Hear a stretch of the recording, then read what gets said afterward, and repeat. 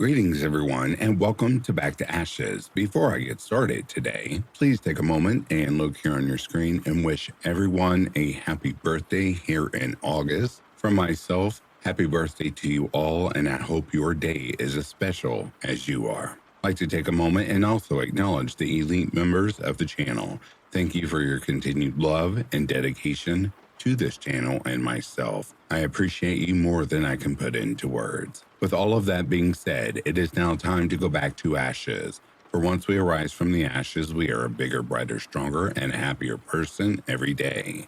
Sit back, relax, kick back, grab a snack, or tuck in and get warm, and prepare for your dose of vocal melatonin entitled True Scary Police Stories. Right after this intro, there will be an ad. Right after the first story, there will be an ad. And after that, there will be no more ads within this video.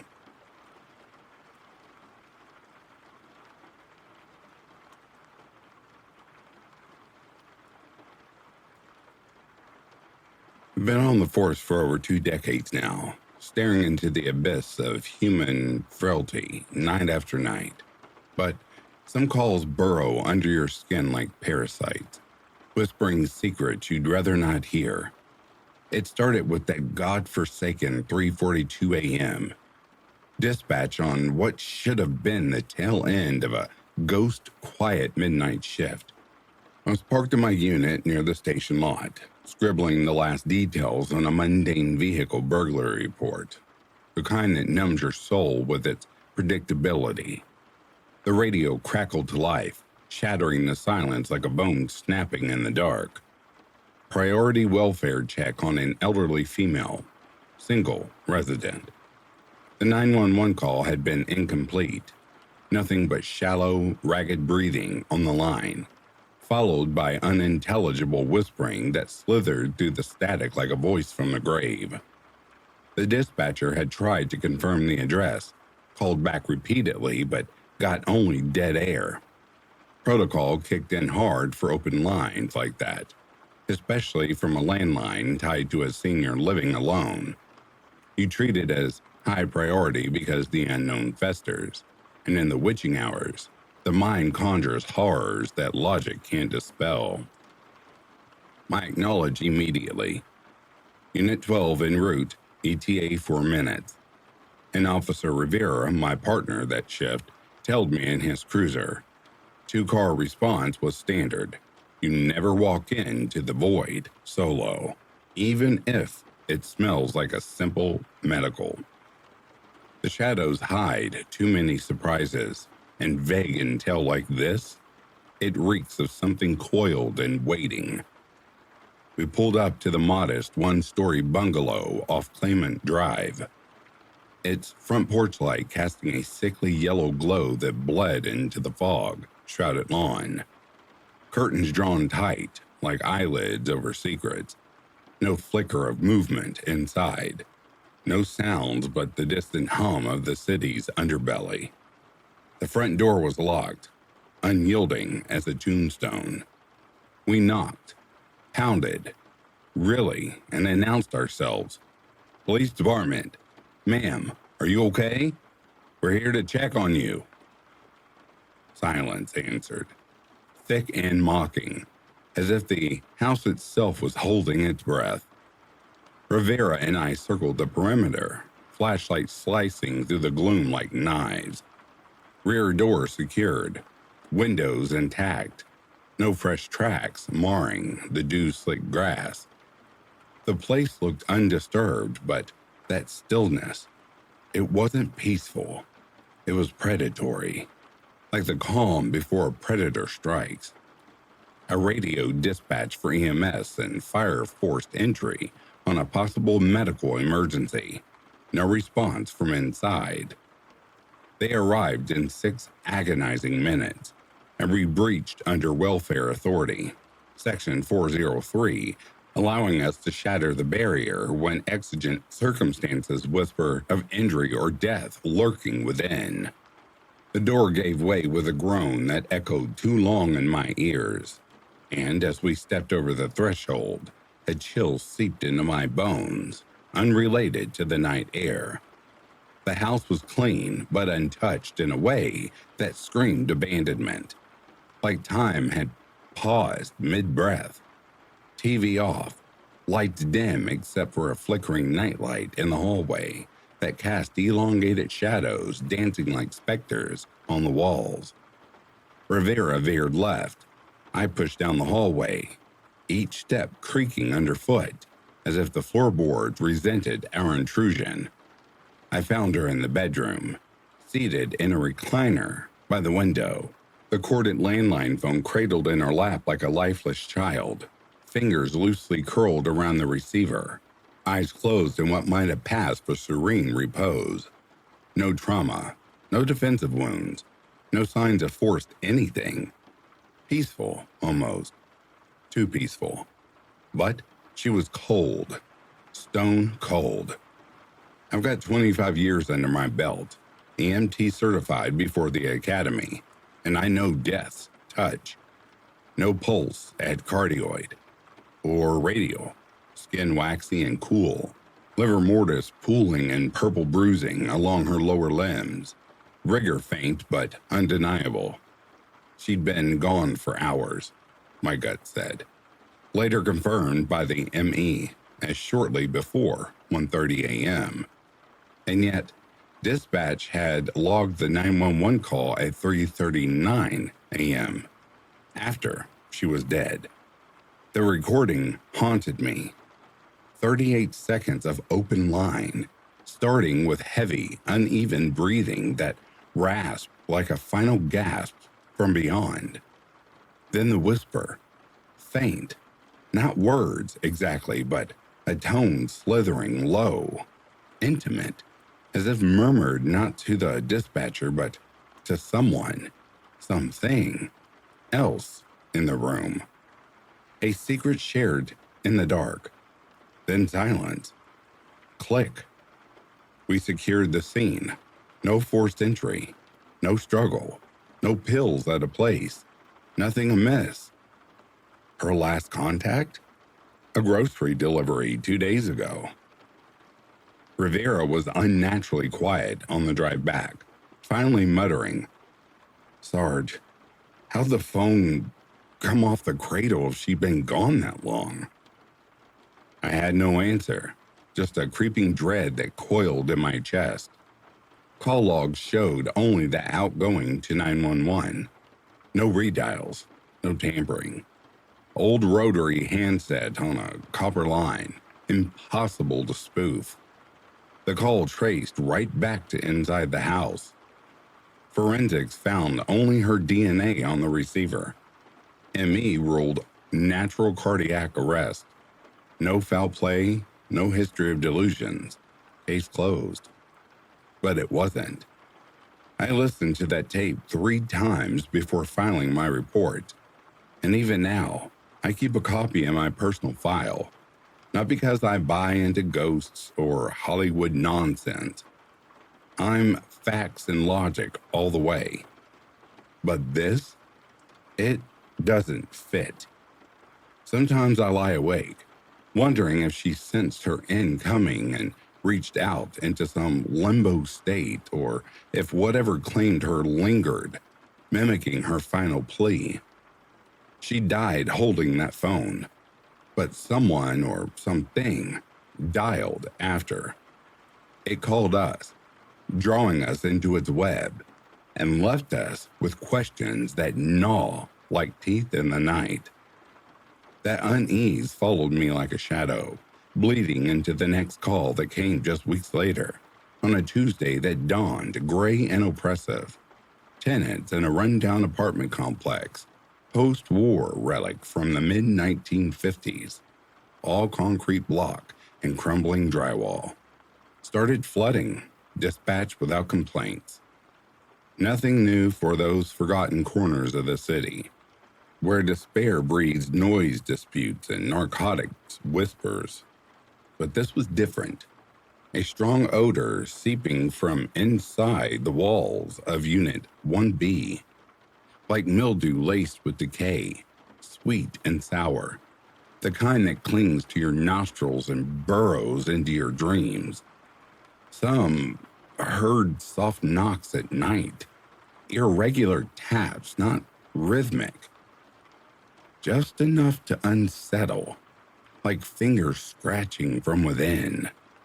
One tenant swore to whispers behind her bathroom wall, faint pleas that dissolved into the ether. I was field supervisor that day, so I rolled on it with Officer Tran. Full uniform, body cams rolling, Glocks holstered, tasers at the ready. The building loomed like a centennial of forgotten sins. 3 stories of faded paint and sagging eaves. The property manager met us at the door, a jittery man in his 60s with eyes darting like he'd seen too much. "I don't go in alone anymore," he muttered, voice trembling. Tenants in 1A and 1C had been griping for over a week. Foul smell through the vents, whispers that mocked sleep. Unit 1B had been vacant 6 months. Last tenant vanished, skipping rent, no trace. We entered with consent, no breach needed. But the air inside hit like a shroud.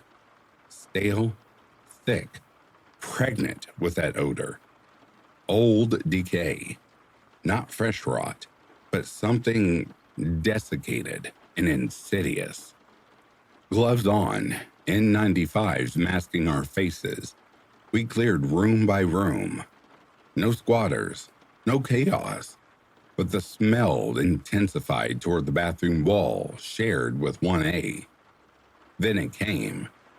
3 knocks, light, tentative, like a plea from the damned. We froze. I knocked back. 3 deliberate raps. Silence swallowed them. I radioed for crime scene and building inspector. Possible 1054. Deceased person. Fire assisted the breach. Schematics showed no plumbing or wiring there. They peeled back the drywall carefully, and about 2 feet in, between vertical studs, we glimpsed it. A human leg, mummified, skin leathery and taut, barefoot toes curled in eternal agony. We halted, secured the scene. Unattended death with suspicious vibes. Homicide, an ME rolled in. More wall came down, revealing the full horror. Male, mid-30s, wedged vertically, arms clutched to his chest in a gray hoodie and jeans. No ID, no trauma, no restraints. He'd entered via a pried open maintenance panel behind the water heater. No front door breach. ME pegged death at 8 to 10 months prior. The wall cavity's stable temperature had mummified him, sealing the odor until cracks formed. Fingerprints? Clean.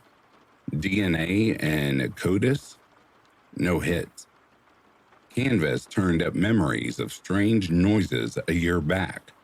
One tenant heard a whispered, "Help," dismissed as a nightmare. Another recalled knocking on that wall for 2 nights. Then nothing. Theories swirled, hiding from gangs, abuse, or worse. Squatter who slipped?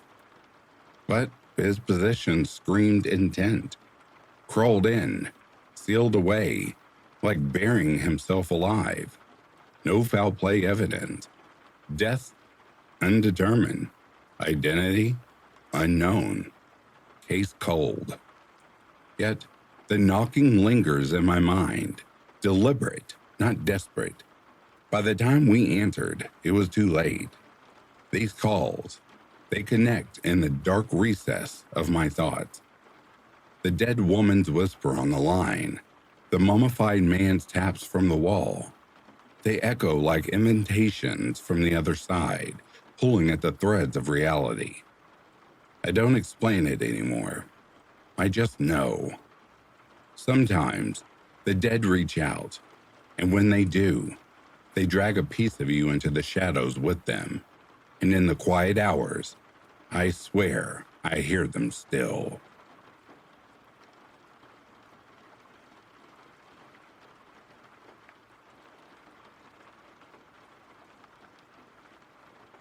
I never fancied myself the hero type, the kind who polishes a badge until it gleams like a false promise under fluorescent lights. Adrenaline on the streets? That was for fools chasing shadows in alleyways, hearts pounding like war drums. No, what drew me in was something quieter, more insidious: control. The kind warped in barbed wire and routine, where power isn't a game but a cold, unyielding fact. That's why I slithered into the role of a corrections officer. Prisons don't lie. They strip everything bare, revealing the rot beneath the skin. No illusions, just hierarchies etched in blood and steel.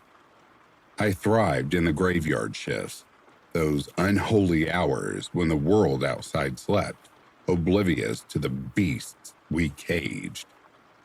Our facility was a sprawling beast of concrete and despair, one of the state's largest. We housed the dregs, twitchy addicts scratching at invisible itches, thieves with eyes like hollowed pits, and the true predators, those whose crimes whispered nightmares into your soul. They should have been fed to the earth long ago, but society prefers to let them fester behind bars. Fights erupted like boils bursting, lockdowns clamped down like iron jaws, contraband slithered into cracks we pretended not to see.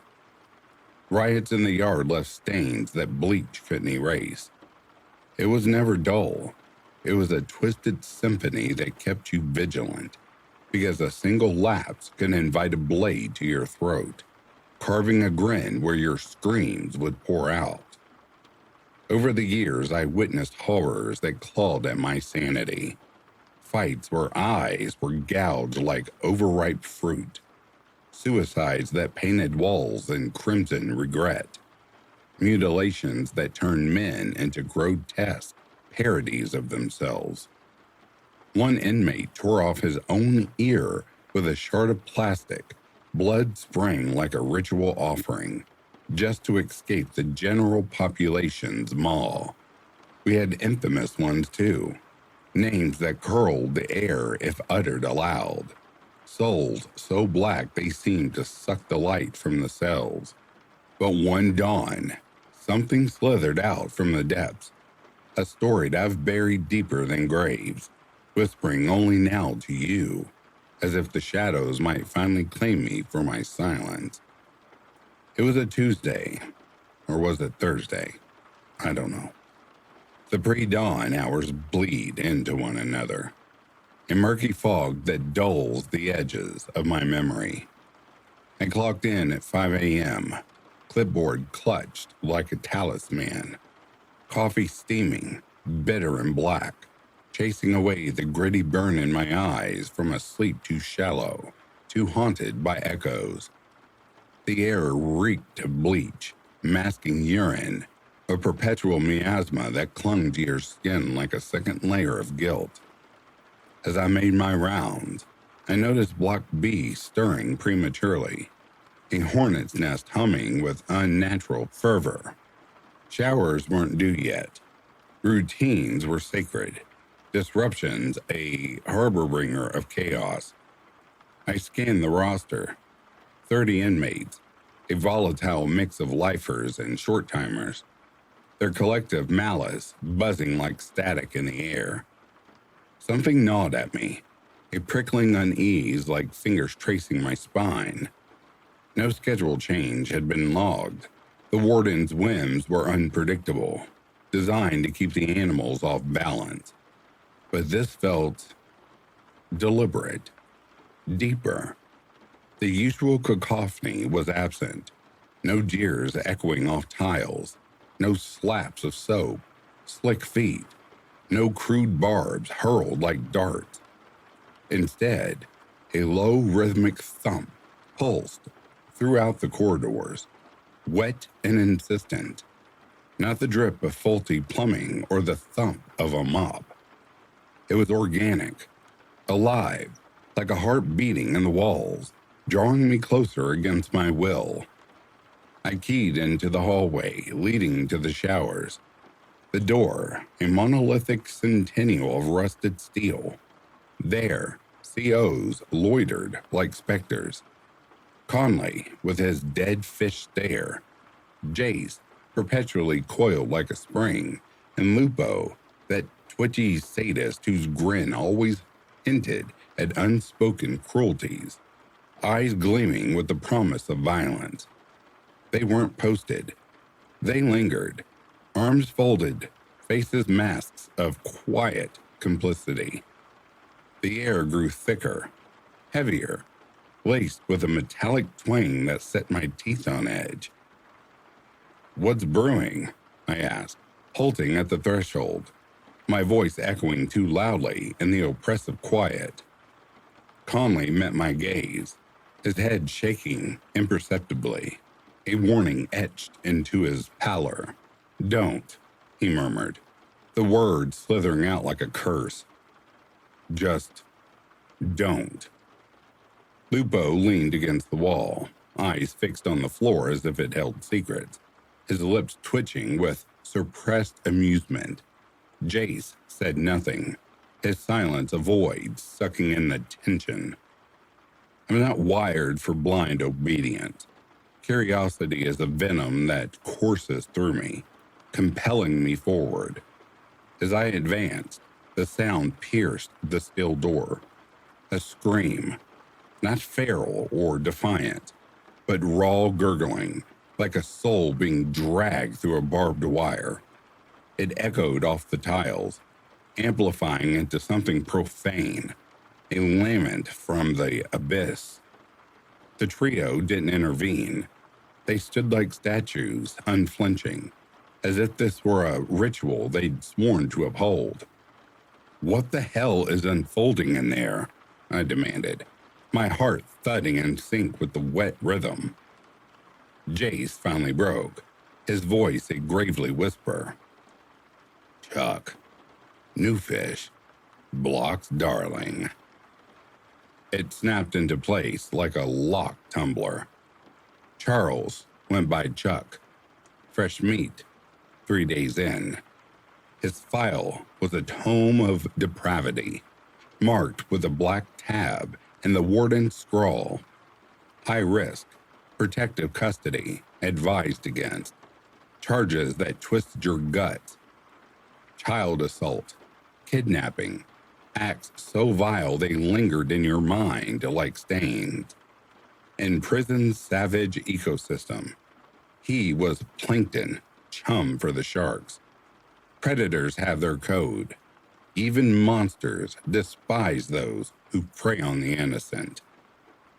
He volunteered for early showers, Lupo added, his smirk widening, revealing teeth too sharp, too eager. "So did the rest of Block B," Conley interjected, his tone flat, eyes avoiding mine. The implication hung like a noose, tightening around my throat. They let it happen, orchestrated it, perhaps.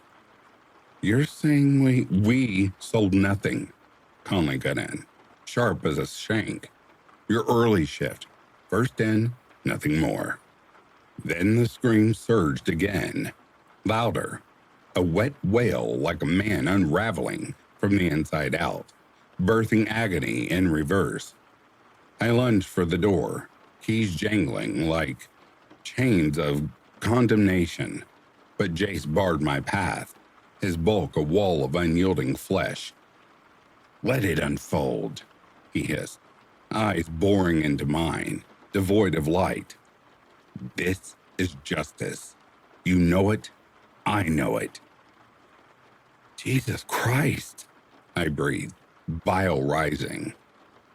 "Jesus abandoned this place long ago," Lupo chuckled, his grin a slash in the dim light.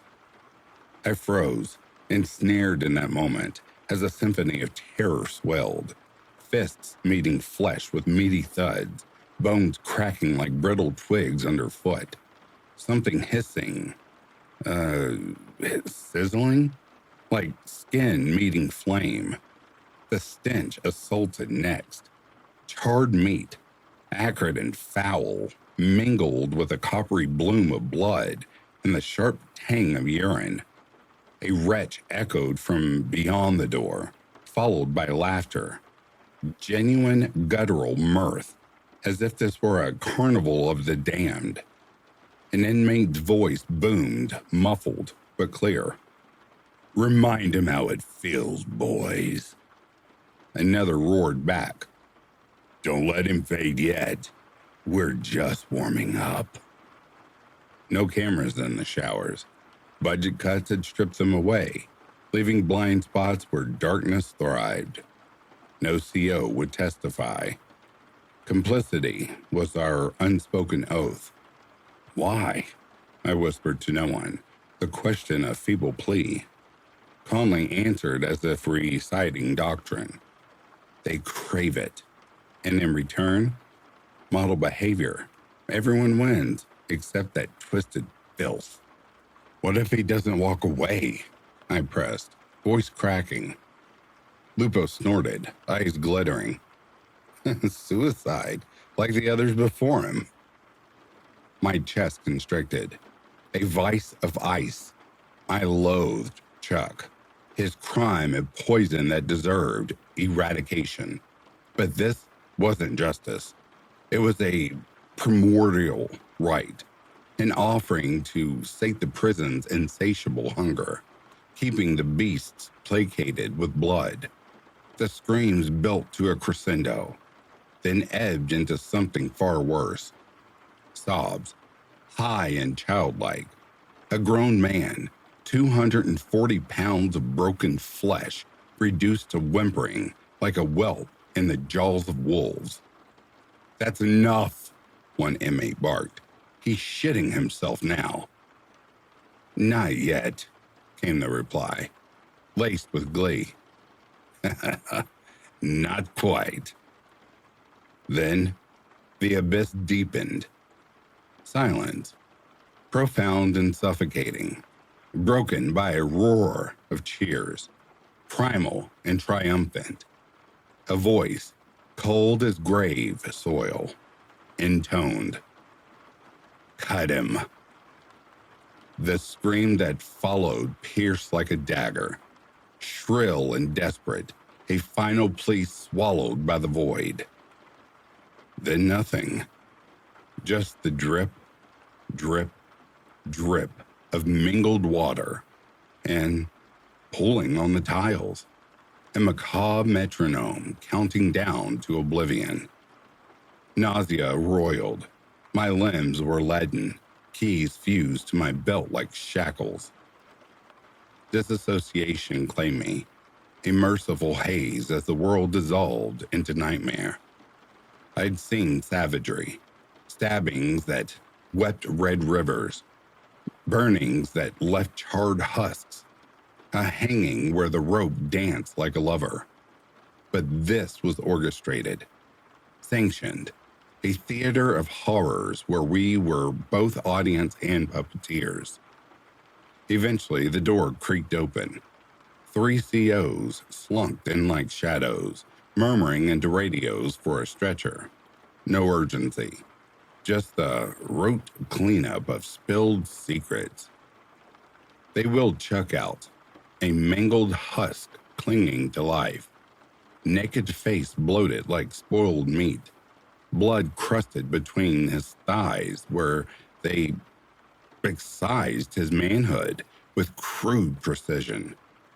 Burns blistered his legs. Hot water? Bleach? Teeth shattered into jagged ruins. So much blood it choked the drains for days. A vicious testament. He stared ceilingward, blinking vacantly, as if his soul had fled, leaving a shell to rot. Chuck survived, and that's the barb that twists deepest in my nights. Not whole, not human, just a breathing ruin, tubed and diapered in the infirmary, stitched together like a Frankenstein's regret. Back to Gen Pop he went, protective custody, a hollow shield. Rumors spread like venom through veins. The ghost of Block B, shuffling soul, mute, flinching at phantoms. Inmates tainted his meals with filth. Nurses murmured curses behind charts. Alone in medical, he weeps softly, an eternal echo of that childlike sob, as if his essence had fractured irreparably. Yet, no one touched him again. He wasn't feared. He was obliterated. A trophy parading the consequences of falling in the chairs nadir. And I persisted patrolling the same tainted halls, nodding to those complicit guardians, burying the rot under paperwork and numb rituals. Corrections erode you, teaching you to harbor decay in your core, dubbing it duty. 5 years post-incident, a note materialized on my locker, scrap of toilet paper scrawled in anonymous script. You watched it happen. Sleep evaded me, shadows lengthening into accusations. A week later, Lupo cornered me in the break room, stirring coffee with a fork like a witch's brew. What we did to Chuck? Not punishment. Theater. For them and us. His eyes held mine, bottomless pits reflecting my own complicity. I snarled for silence. He laughed, humming a forgotten dirge as he sauntered away. Conley fell 2 years on, ousted for smuggling phones to lifers, pockets lined with blood money. Jace met his end in a drunken crash, metal twisting like fate's cruel jest. Lupo endures, stalking corridors, grin eternal, privy to jests from hell's underbelly. I transferred eventually. County intake. Less gore, more paperwork. But the stain lingers. Indelible. Dreams assail me. Steam veiling windows like shrouds. Chuck's swollen eyes weeping silent pleas as he's willed past. He perished a year before my exodus. Heart failure, they claimed, though it could have been the prison's slow poison. This tale? I've entombed it, untold to warden, wife, therapist, amid lockdowns turned sieges. First utterance now, to you, wondering if ears prick in the dark, badges tarnished, compasses shattered. Prisons aren't justice. They're precarious equilibria. When scales tip, we withdraw, letting devils orchestrate the fall. God forsake those slipping through fissures. We've already condemned them to the void.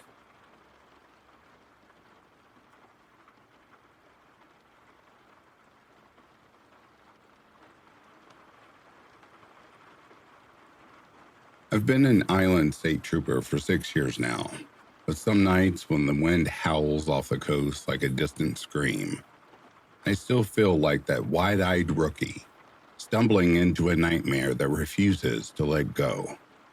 The worst investigations carve themselves into your soul, don't they? They linger in the corners of your mind, whispering doubts and what-ifs long after the case files gather dust. My first real bad one was like that. Raw, unrelenting, and utterly devoid of the mercy of closure. Most guys get some kind of ending to their horrors, a neat bow tied by evidence or confession. Me? I got shadows. Endless, creeping shadows that slither through my dreams, reminding me that evil doesn't always announce itself with thunderclaps. Sometimes it hides in the mundane, waiting to unravel everything you thought you knew. It started innocently enough, or so it seemed. A fatal traffic accident on Highway 1 out near Narragansett, where the road twists like a serpent through the fog-shrouded pines. Some fool on a motorcycle had veered into the wrong lane, smashing headlong into a sedan driven by a mother of three. The impact was apocalyptic. Bodies scattered across the asphalt like discarded puppets, limbs twisted in ways that mocked the human form. Blood painted the highway in abstract patterns, gleaming under the harsh glare of our cruiser lights. I remember the metallic twang in the air, thick and coiling, as if the night itself had been wounded. The investigating officer was buried in paperwork from another mess, so my superior, a grizzled sergeant with eyes like chipped flint, and I drew the short straw. Deliver the death notification to the motorcyclist's next of kin. Simple duty, right? Except nothing about this felt simple. Whispers from the scene suggested it wasn't just reckless driving. The biker had executed a sharp U-turn, barreling the wrong way down the highway like he was chasing oblivion itself. Drunk? High? Toxology would tell, but the crash scene investigator, a man who'd seen enough mangled metal to lose faith in humanity, pulled us aside with a furrowed brow. "No way this was at 70, he muttered, his voice low, as if afraid the wreckage might overhear. The speedometer on the bike had frozen at around that mark miles back. But the devastation? Catastrophic. Front end of the sedan crumpled like tinfoil. The motorcycle reduced to a twisted skeleton. He estimated impact at nearly 190 miles per hour. Impossible acceleration on that stretch of road. Unless the rider had floored it with suicidal intent, dragging an innocent soul into his personal abyss. "Take someone with me as I go," the investigator had said, his words hanging in the air like a curse. We kept it clean for the notification. No speculation about self-destruction or the horror he'd inflicted on that poor mother. The coroner took his time IDing the biker through dental records. The body was unrecognizable, a pulped mess that seemed to defy identification, as if the man had been erasing himself long before the crash. Finally, we got a name and an address, a sprawling old house in an upscale neighborhood, the kind with manicured lawns that hid secrets behind their pristine facades. We rolled up in the early evening, the sun dipping low, casting long skeletal shadows across the driveway. 2 cars sat there, silent sentinels, but something felt off from the start. No lights flickered in the windows, no murmur of life. It was too quiet, the kind of quiet that presses against your eardrums, making you strain for sounds that aren't there. Looking back, that's when the alarm bells should have screamed, not just rung. In accidents like this, especially one in the dead of night, someone always reports the victim missing by dawn. A spouse spreading over an empty bed, a boss wondering about a no-show. It greases the wheels of identification. We cross-reference with missing persons lists, and bam, closure begins. But not here. No report, not a whisper. For a homeless drifter or a junkie lost in the gutters, sure, that's the tragedy of the forgotten. But this guy? Wealthy, suburban, a family man by all accounts? It reeked of wrongness, like the world had conspired to swallow him whole without a trace. Who lives like that? Isolated in plain sight?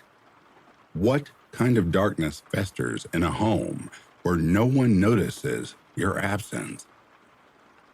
We rang the doorbell, the chime echoing hollowly into the gathering dusk. No answer. Happened sometimes. Headphones, shower, yard work, innocent excuses. But as we circled the property, the air grew heavier, charged with an unseen menace. The side gate was unlocked, swinging open with a faint creak that sent a shiver down my spine. We stepped into the backyard, boots crunching on gravel that sounded unnaturally loud. The rear porch loomed, its large glass windows peering into the kitchen like unblinking eyes. At first glance, everything was picture perfect. Counters gleaming, appliances humming faintly. But then I saw it, near the refrigerator. Food items arrayed on the floor in neat rows. Jars of condiments, milk cartons, vegetables, all lined up like obedient spectators to some grotesque performance. Why? Who empties a fridge so methodically, so ritualistically? My sergeant spotted it first, his face paling under the porch light. He peered through the glass, then recoiled, yanking me back with a vice-like grip. "Radio dispatch," he hissed, his voice taut as a wire. "Probable cause for entry." I didn't see it yet, my rookie eyes blind to the horror. But I complied, heart pounding as he booted the door open. Wood splintered with a crack that echoed like a gunshot in the still evening. Inside, the kitchen air was cool, unnaturally so, carrying a faint antiseptic chill that masked something fouler beneath. That's when it hit me. The question that clawed at my gut. Why gut the fridge entirely? Shelves removed, drawers yanked out, not for cleaning, but to make space. Space for something large, something that needed preserving, lest it rot and betray its presence with the stench of decay. My stomach lurched as we approached the appliance, its door slightly ajar, as if inviting us to witness the abomination within. We pulled her out first, the wife. Her body unfolded like the main compartment, like a broken doll, limbs contorted into impossible angles, skin molted with bruises that bloomed like dark flowers across her flesh.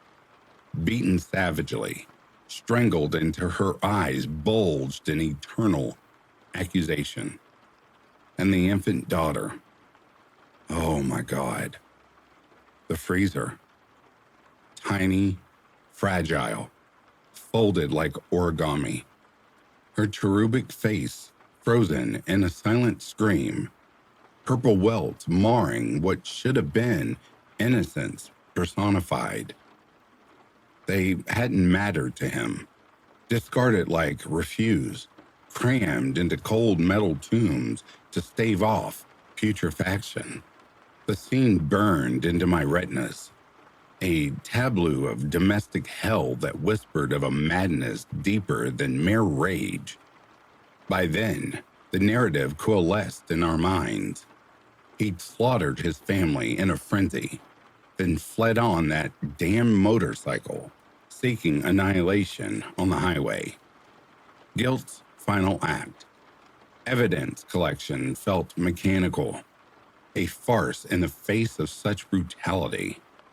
But as we dug, the cracks appeared, fissures in the story that let in an icy dread. First, the man was a ghost in the system.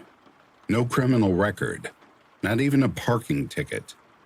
No mental health flags, no whispers of instability. Friends and family painted him as gentle, a pillar without a crack. Not a violent bone in his body, they chorused, their eyes wide with disbelief.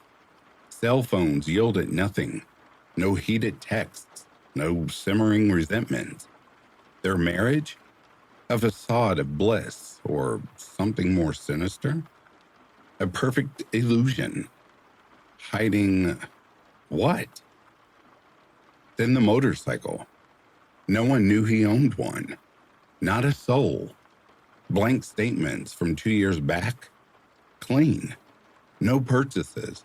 No loans. Paid in cash. A gift. But why the secrecy? Hiding a bike isn't hard, but concealing its existence entirely? It suggested premeditation, a shallow life parallel to the one he presented. What rode that bike before the crash? The man we thought we knew? Or something else wearing his skin? And the third anomaly, the one that still sends chills racing across my flesh like ghostly fingers, was the connection, unearthed later by a private investigator hired by the widowed husband, clawing through old records like a man possessed. Our biker and the mother he obliterated. They shared a Manhattan office building in the late 2000s. Brief overlap, different floors, different firms, no proof of interaction, just elevators, perhaps, where glances could linger too long. But on a desolate highway, in the dead of night, he chooses her? Coincidence? Or a thread in a web we couldn't see? The department dismissed it. Case closed. Dead men tell no tales. But I couldn't. Wouldn't. What if it wasn't suicide, but sacrifice? What if he wasn't fleeing guilt, but fulfilling an unholy pact? We chased leads into the void, but answers evaporated like mist at dawn. No prosecution for the departed. Justice mocked by the grave. Limbo. That's where it left us. All of us. The husband's grief twisted into obsession. The family shattered. And me? Haunted. 4, 5 years on, and those questions gnaw at me in the quiet hours. Was he possessed by some lurking darkness, a force that puppeteered his hands to murder and his throttle to doom? Or was it always there, buried in the banal, waiting for the right moment to erupt? Such is life, they say. Closure's a myth, a fairy tale for the unscarred. Time doesn't heal. It festers, turning wounds into scars that itch with unspoken horrors. And on nights like this, when the wind whispers through the pines, I swear I hear the rev of that phantom motorcycle, racing toward an end that never comes.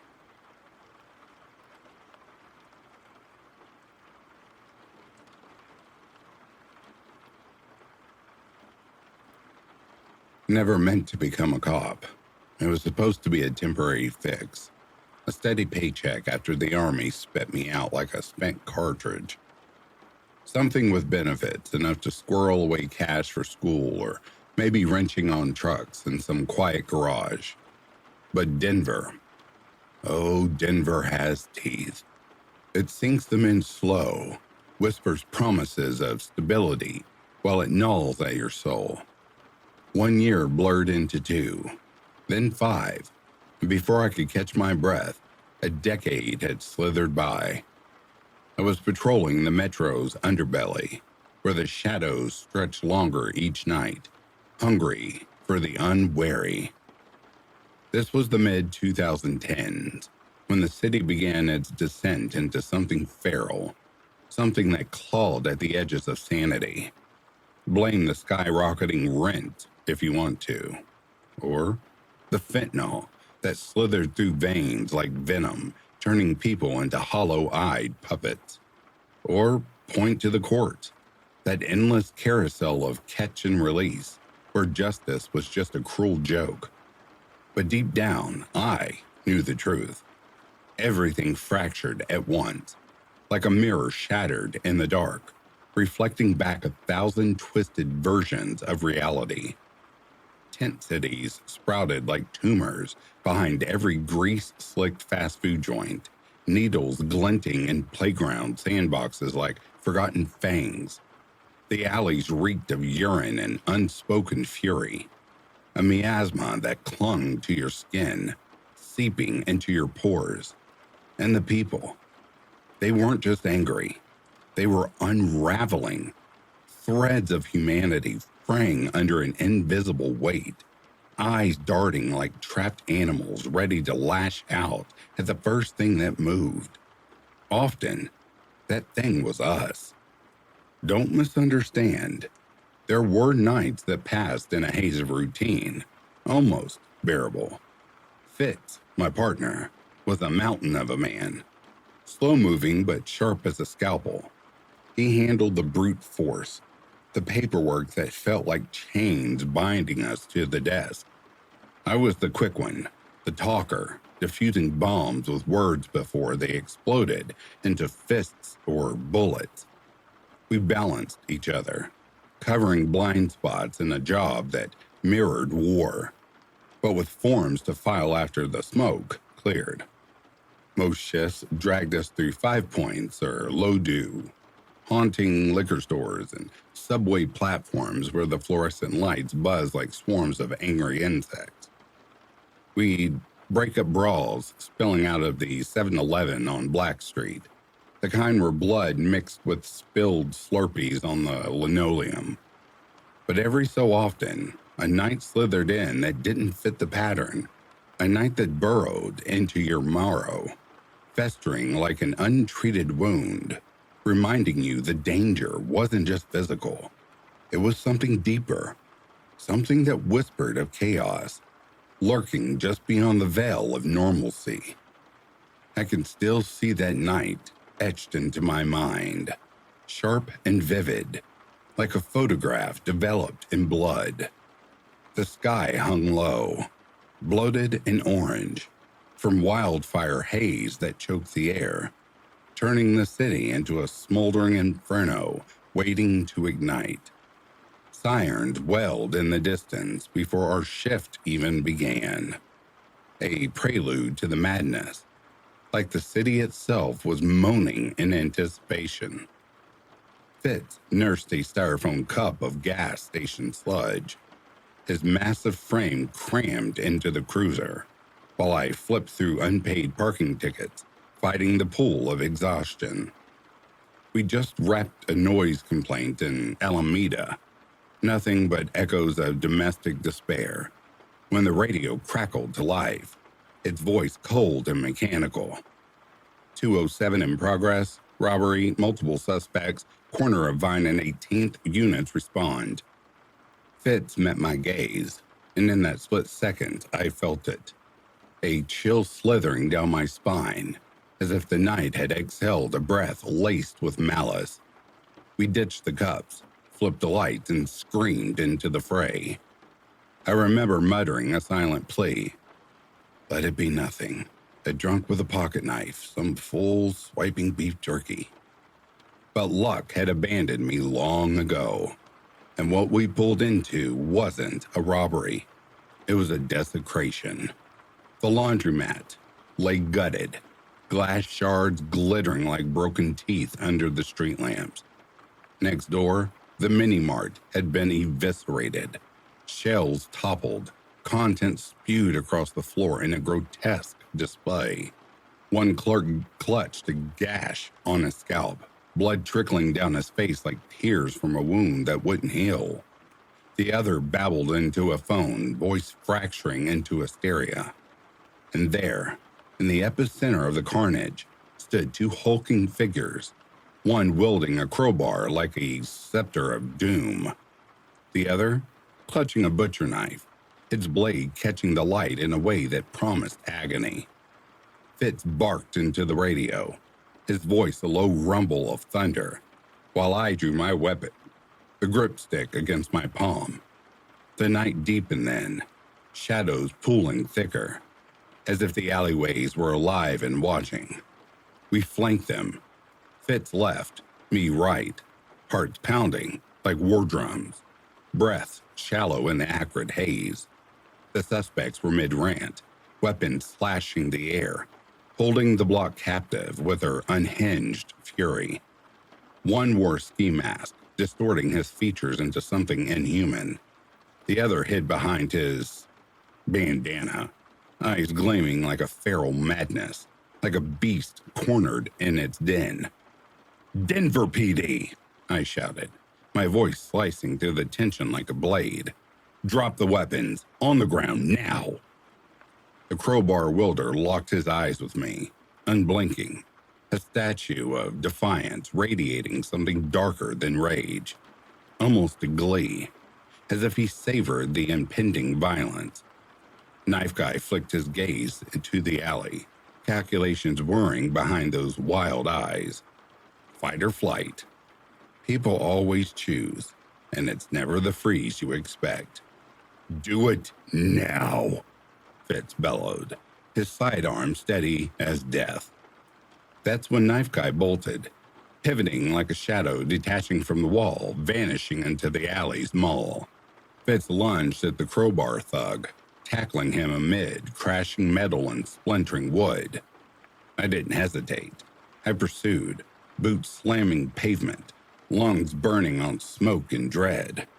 The alley narrowed, fenced in rust-eaten chain link, walls scrawled with gang tags that seemed to writhe in the dim light, symbols of ancient curses, the stench of decay assaulting me. Piss, rot, something metallic like old blood. He was fast, unnaturally so, glancing back with eyes that burned with unholy fire.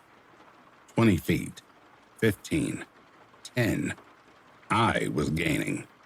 But the chase twisted through corners, past trash bins overflowing with filth, crates splintering like bones, a mattress soaked in God knows what, exhaling a foul breath as we passed.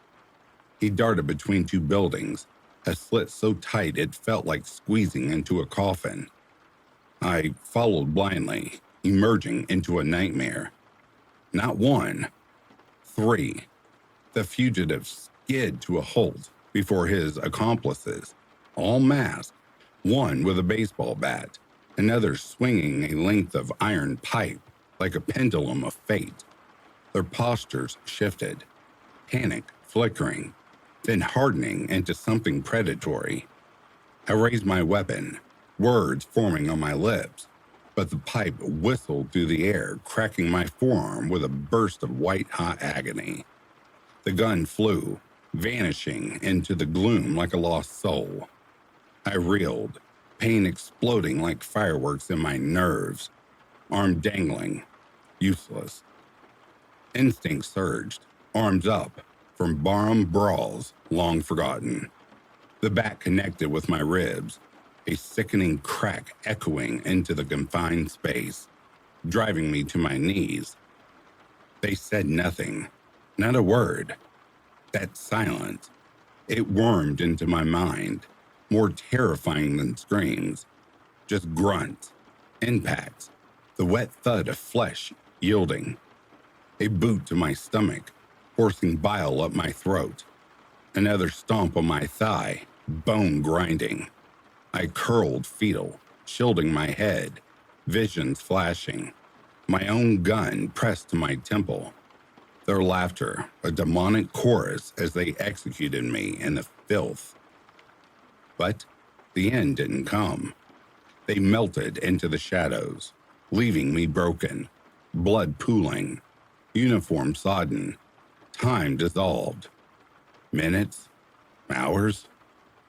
As I lay there, breaths ragged, ribs igniting with each inhale. The sky above, framed by rooftops, stared down indifferently. Stars obscured by haze like veiled eyes.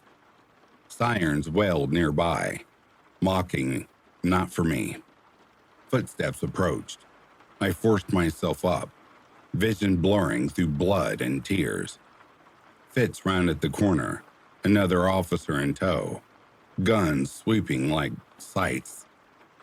"They went that way," I croaked, pointing with my good arm. 3. One's got my gun. Fitz knelt, his face a mask of horror twisted with calculation, eyes probing mine as if assessing a corpse. "You're okay, man. EMT's coming."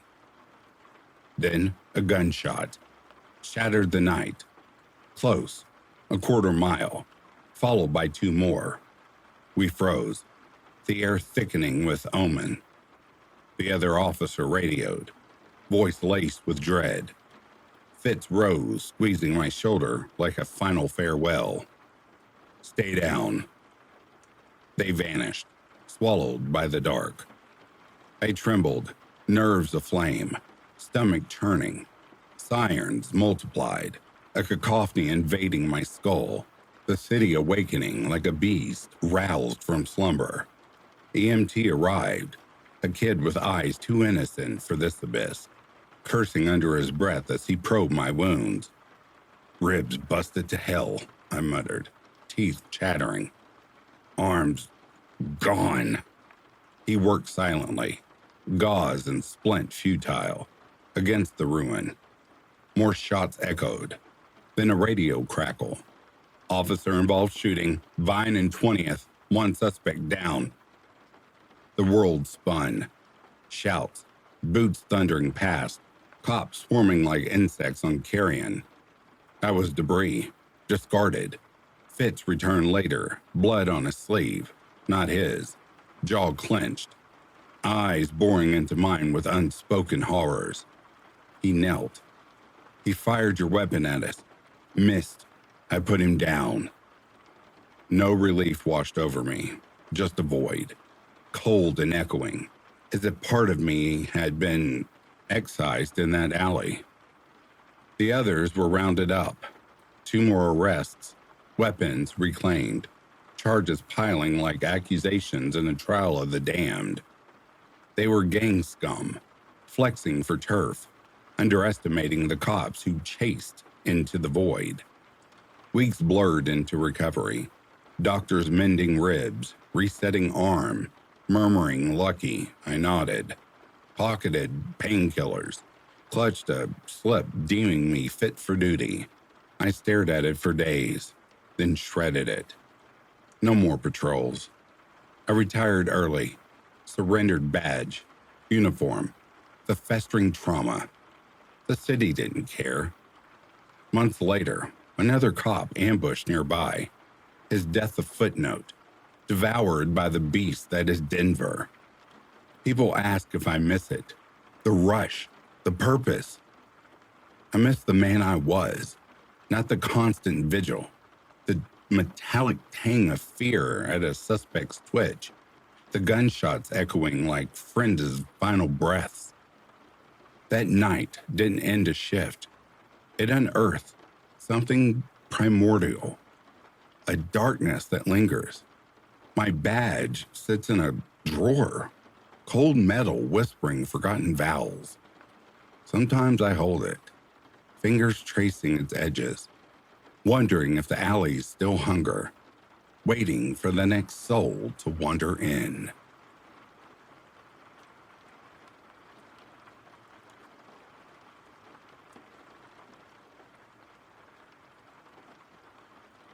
And that, dear listeners, brings a close to these true, scary police stories. Before I go any further, I would like to acknowledge the rest of the membership of the channel. Thank you all so much for your continuous support, as I always, and will always say, if it weren't for you, I wouldn't have a voice and this channel would not exist. Thank you so much for your dedication. If you are new to the channel and you've enjoyed what you've heard, please leave a like and a comment. And if you'd like to become part of the family, please hit that subscribe button and set your bell to all. That way you'll know every time I upload a video. If you are sleeping, I hope Slumberland is treating you comfortably. If you are awake, I hope you've enjoyed these selections. Until next time, stay vigilant out there and please take care of yourselves. I'll be reading to you soon. Have yourselves a good morning, a good afternoon, or a good evening. Peace, love, and light to you all.